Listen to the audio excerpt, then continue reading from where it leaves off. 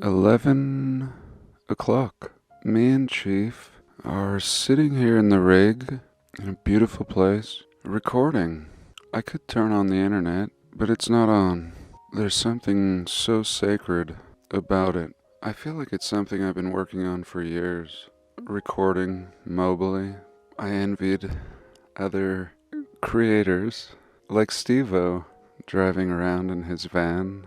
And if you envy anything, it's just showing you your desire.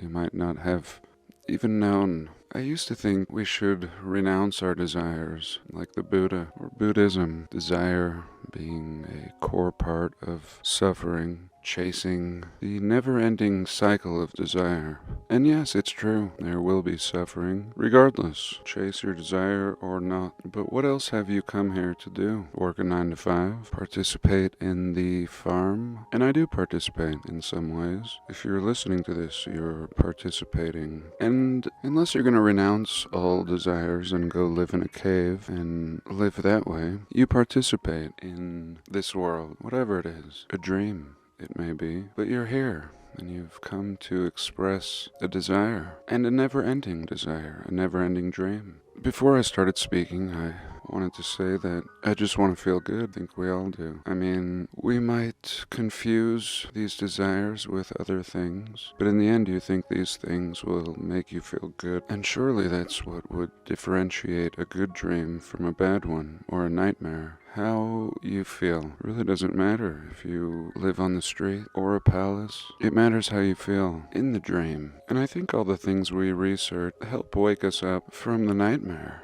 that take form as lies and ultimately ways to manipulate. So I don't know what we're going to talk about today. I have a little webcam, but it's way overexposed. I'm parked in the sun. It's about 40 degrees, but with the sun hitting my back, it feels like 70. So I thank you for joining me today. I hope you're all well. God bless and welcome.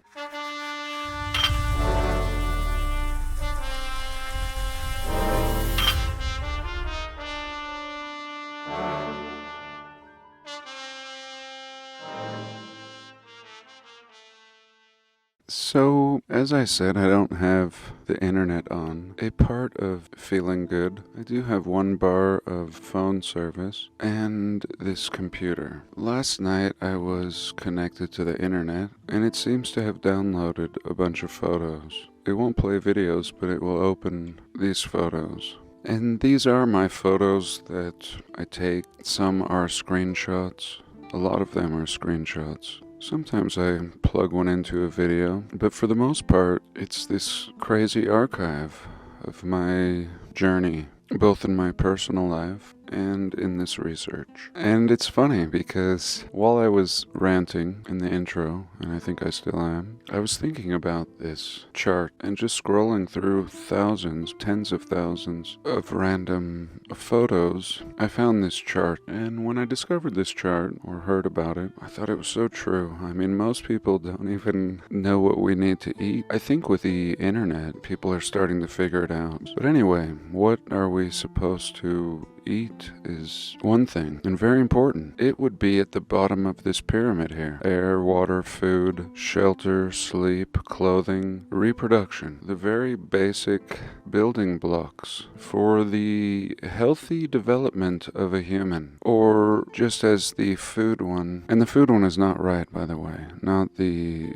government food one. And that's another topic. If you hand over the rights to fill in the blanks in the pyramid, whatever that history, health, education in general, to a group that may not have your best interest in mind, but rather the bottom line, we can expect inverted pyramid. But here I don't think this one is inverted like the food one, and most people don't even know about this. I mean, this should be like something they hand your parents, like a pamphlet when you're born. Do you know what your child needs? Oh, I don't know, food, clothing, sleep, all these things, right? They'll tell you about the most basic things. us. And honestly, I think everything else is missing in ourselves. It's like we didn't get these nutrients, these basic fundamental building blocks for a happy, I don't know if happy is the right word, just a conscious, good feeling individual. Aware, not easily gaslit or manipulated, independent in thought, able to function outside of the confines of the imposed system. Like the Amish, I would cite them as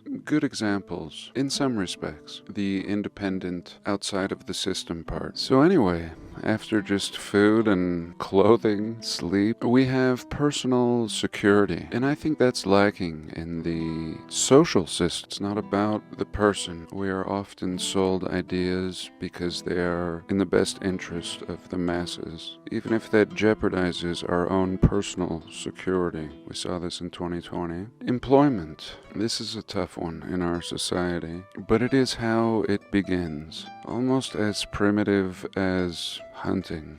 No guarantees is what I'm saying. And then we have resources, which is why we must have employment, because the resources are all owned and we don't respect the law of God, the natural law. Otherwise, people could feel safe. I mean, even the homeless person, if he must sleep in the park, for example, does he feel safe? Is there safety like the bird has? The bird is safe. The cat, even in the wild, is safe. Man is not safe. Not under this system of controlled resources. Next, health and property. And then we have love and belonging. Up here, esteem, recognition, strength, freedom, and finally self-actualization. The desire to become the most that one could be. So let's take a pause and we'll look at something else.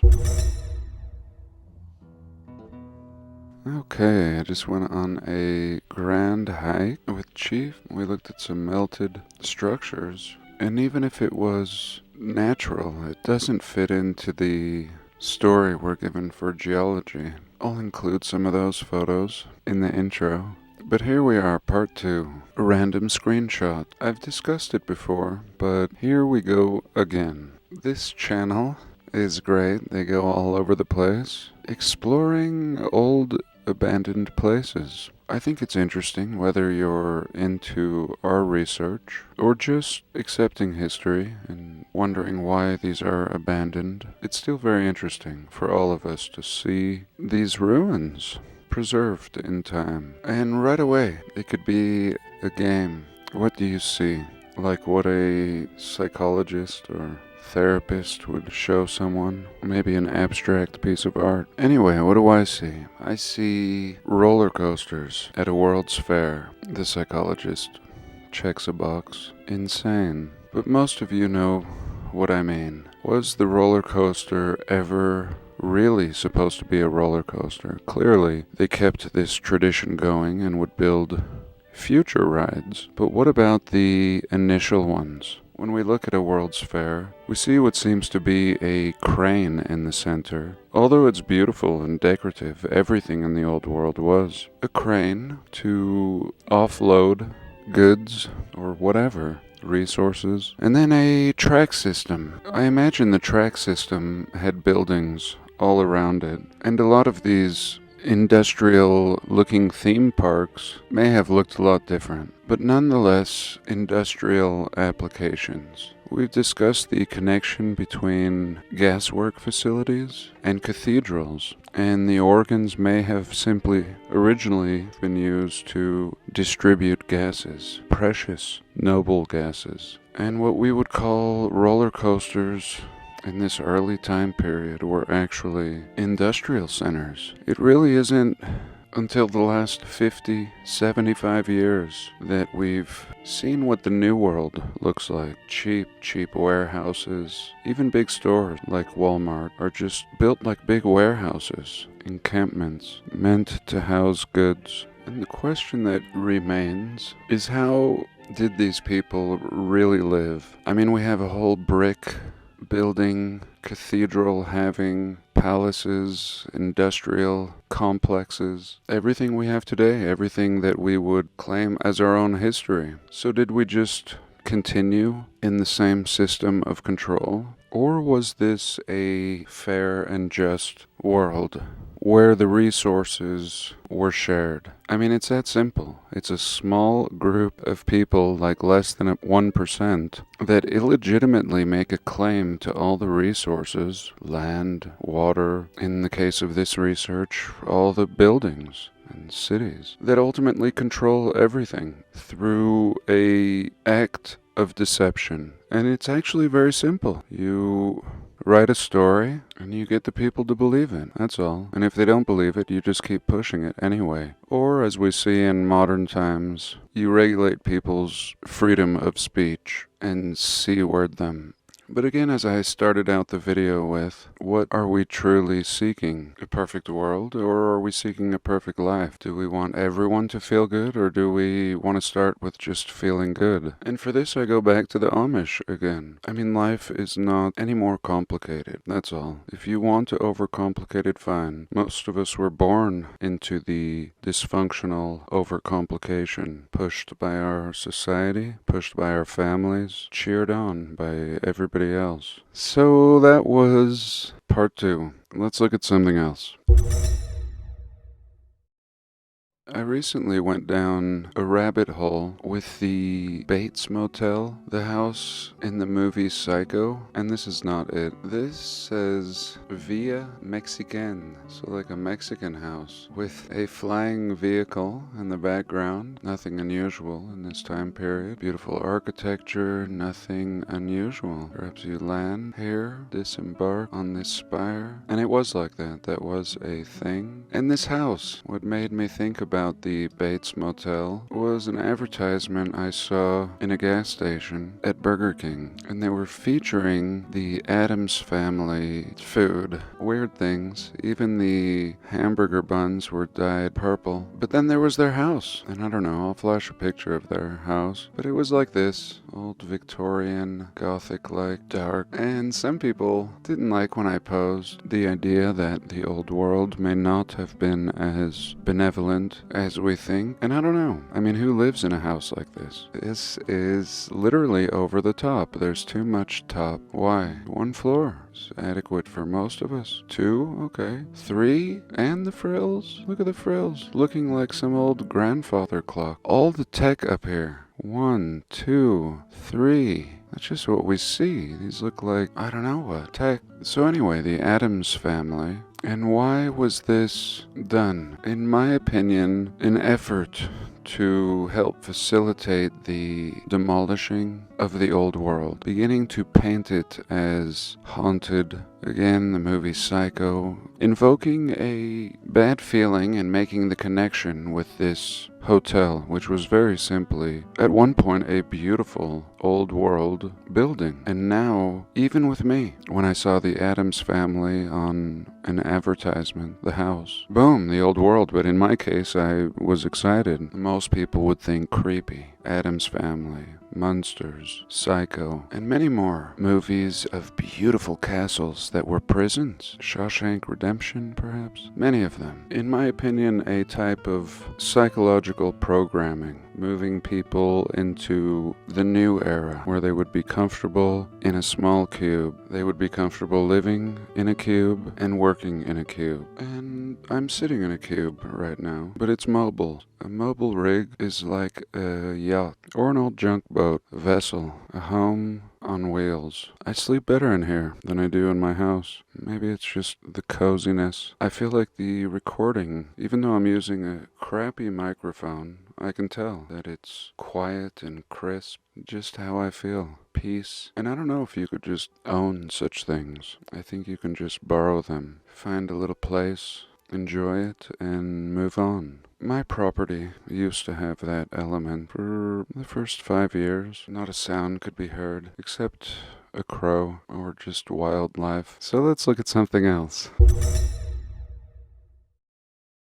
Recording out here is just fun. It's ridiculous. I'm not too far off the road. You might hear a truck passing right now, but it's so infrequent, it's almost welcoming. Kind of reminds me of where I am in the larger scheme of things. And speaking of the larger scheme of things, I want to discuss this fish shape. This is called the Analemma. Stupid name. It's probably very old.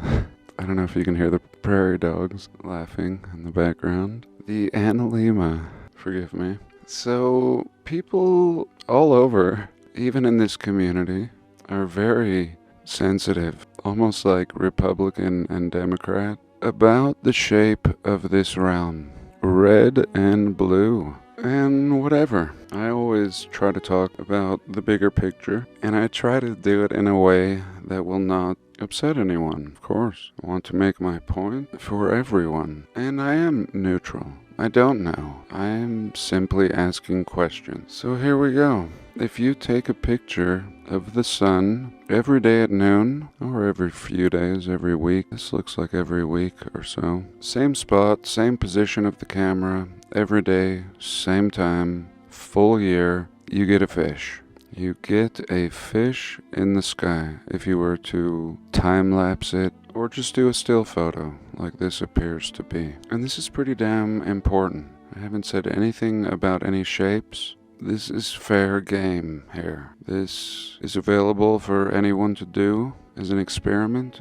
It will take you a year. Or you could just look at other people's research. And this is irrefutable. This is a fact. This is not some theory. This is the Analemma, and this is an ancient symbol over this ancient ruin.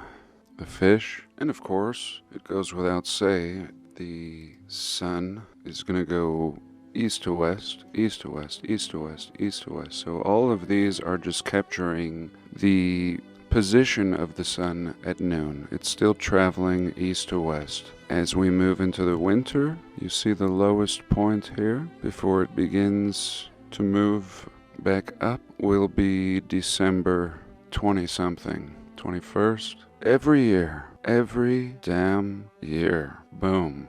And it will sit here for 3 days. The death of the sun. This is the death of the sun. Let me zoom into the death. Okay, what is wrong? Here we go. Zooming into the death, right here. And I don't believe it's actually sitting still 3 days, but it goes down to its low point, and then it begins to go back up. And from our perspective, for this 3-day period, the sun is just almost the same. And you can imagine why you might feel differently on some days. It's not just some random thing taking place. Sometimes the sun is actually much closer, but much lower, mitigating its potential overheating. I also believe this is a reset point, the December 21st window, as this electrical conduit essentially returns through its circuit. Now, to be fair, the mainstream will tell us this is the result of wobbling.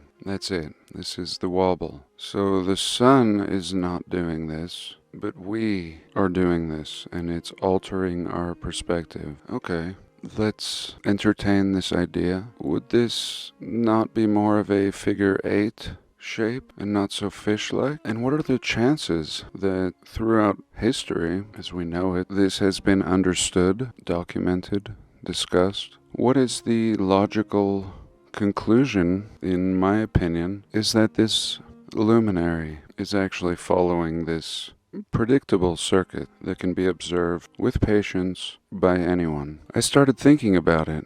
Although I'd known about it for years, it was the intensity of the sun, as it is now, blazing on my back, approaching late November, and I instantly wanted to check out the well-documented Analemma chart. This chart has been redrawn using data from the U.S. Coast and Geodetic Survey, as you can see down here. So, okay, the big fat part is closest to us, where we dwell. That's what I wanted to know. And also November, you see it here, November in the bottom left of this chart is right here. There we go. Probably the closest it will be, the sun. The luminary. Can we agree on that? Can everybody agree on that? No matter what the shape is? Maybe even if one thought we were flying through space. Can we all agree that this is the closest the sun will be to our realm? Now the difference is,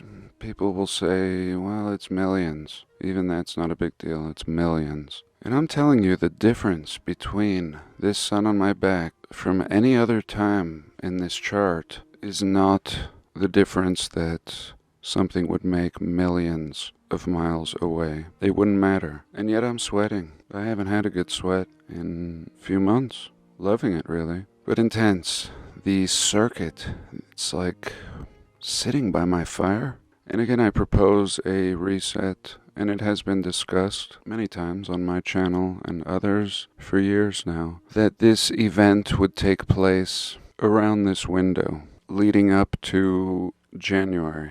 I think this is more important than certainly our imposed education thought to share with us. I mean, those that teach, this is absolutely fascinating, and every child would have taken interest in this subject. But I propose that it was left out, along with so many other old understandings and sciences that would tip us off to what's really going on here, and the construct or system that we all find ourselves in.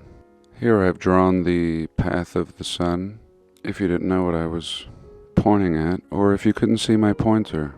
This was months ago. Like I said, I seldom share these screenshots. I think that's what makes this video different today. That's all we have. But anyway, here I've circled both the point I was talking about and also this X point. And now this will be our eclipse, I believe. And there is a understanding of eclipse season, and you've even seen the path, thrown that X over North America. I don't know how many times. It seems like it's so frequent now, and of course, because this is the path of the circuit.